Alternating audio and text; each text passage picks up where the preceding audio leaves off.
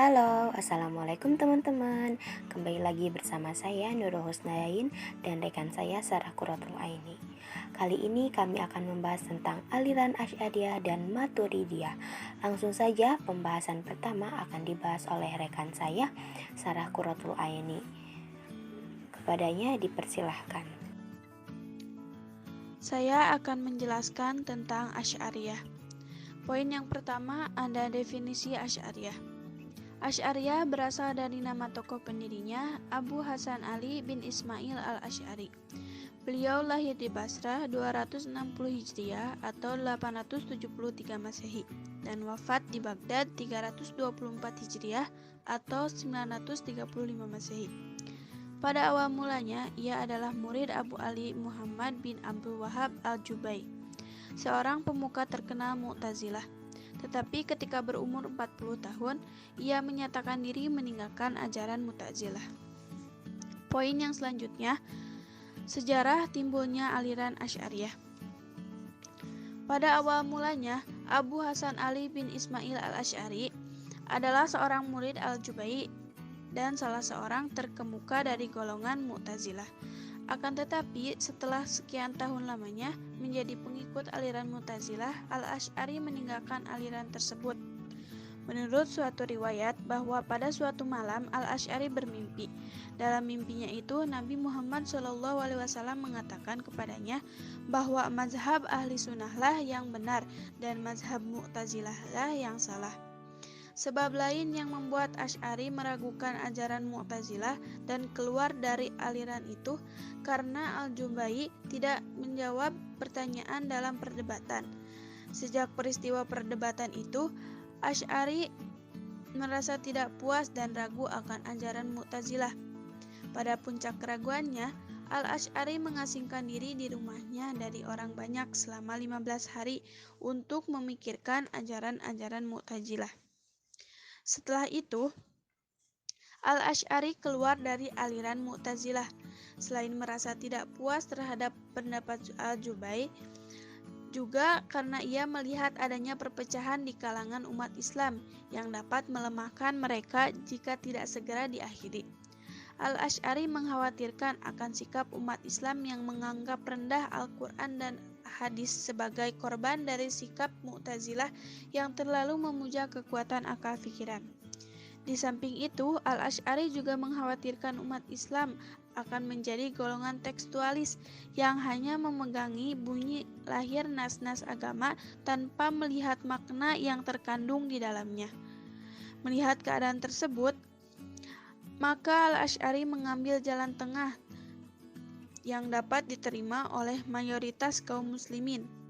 Setelah keluar dari golongan Mu'tazilah, Al-Asy'ari membentuk teologi baru yang dipandang sesuai dengan aliran orang-orang yang berpegang kuat pada sunnah atau hadis.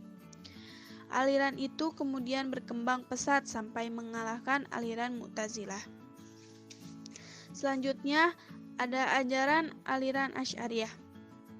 Al-Asy'ari sebagai pendiri aliran Asy'ariyah adalah orang yang pernah menganut paham Mu'tazilah, sehingga ia tidak dapat menjauhkan diri dari penggunaan akal pikiran dalam mengemukakan pendapatnya. Ia menentang dengan keras mereka yang mengatakan bahwa penggunaan akal dan pikiran dalam soal-soal agama atau membahas soal-soal yang tidak pernah disinggung oleh Rasul merupakan suatu kesalahan. Ia juga menentang keras orang yang berkeberatan menggunakan ilmu kalam atau teologi Islam dan argumentasi pikiran dalam membela agama, karena keberatan tersebut tidak akan ada dasarnya dalam Al-Quran maupun hadis. Namun ia juga tidak sependapat dengan aliran Mu'tazilah yang terlalu berlebihan menghargai akal pikiran. Oleh karena itu, hampir setiap pendapatnya bercirikan pengambilan jalan tengah antara pendapat pihak-pihak yang bertentangan pada masanya. Langsung saja untuk mempersingkat waktu, di sini saya akan menjelaskan tentang Maturidiyah. Yang pertama saya akan menjelaskan definisi Maturidiyah. Nama lengkapnya adalah Imam Abu Mansur Muhammad bin Mahmud Al-Maturidi. Nama asli Al-Maturidi adalah nisbah pada suatu daerah di mana ia dilahirkan. Daerah itu dikenal dengan Maturidi atau Maturiti yang terletak di kota Samarkandi, terkenal dengan Mawaro al-Nahar atau Mawaro Ro'a al-Nahar Jaihun. Oleh sebab itulah ia pun dikenal dengan nama Al-Syekh Al-Imam Al-Huda Abu Mansur Muhammad bin Mahmud Al-Maturidi Al-Samarkandi. Dan yang kedua, saya akan menjelaskan tentang pokok-pokok pikiran Al-Maturidiyah. Imam Al-Maturidi banyak dipengaruhi oleh pokok pikir Imam Abu Hanifah yang banyak memakai rasio dalam pandangan keagamaannya, maka tak heran jika ia pun banyak menggunakan kekuatan akal dalam sistem teologinya. Oleh karena itu, kendati pun ia sama-sama menentang faham Mu'tazilah dengan Imam Al-Asy'ari, ternyata banyak fahamnya yang kontroversi dengan Asy'ari sendiri, dan ketika ia justru sependapat dengan Mu'tazilah. Di antara pemikiran-pemikirannya dalam masalah teologi adalah yang pertama mengenai Al-Quran, yang kedua mengenai masalah iman dan Islam, yang ketiga mengenai sifat Allah Subhanahu wa Ta'ala, yang keempat masalah melihat Allah Subhanahu wa Ta'ala, yang kelima masalah dosa besar, dan yang keenam masalah baik dan buruk. Berdasarkan pembahasan di atas, maka dapat disimpulkan beberapa hal berikut.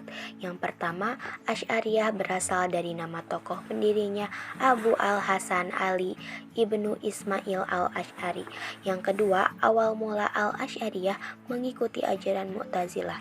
Namun setelah terjadi perdebatan, Al-Asy'ari meragukan ajaran Mu'tazilah dan keluar dari ajaran itu, dan Al-Asy'ari membentuk teologi baru yang dipandang sesuai dengan aliran orang yang berpegang kuat pada sunnah atau yang disebut hadis. Yang ketiga, ajaran aliran Asy'ariyah berdasarkan sifat Tuhan, kekuasaan Tuhan, dan perbuatan manusia, melihat Tuhan pada hari kiamat, kedudukan Al-Quran.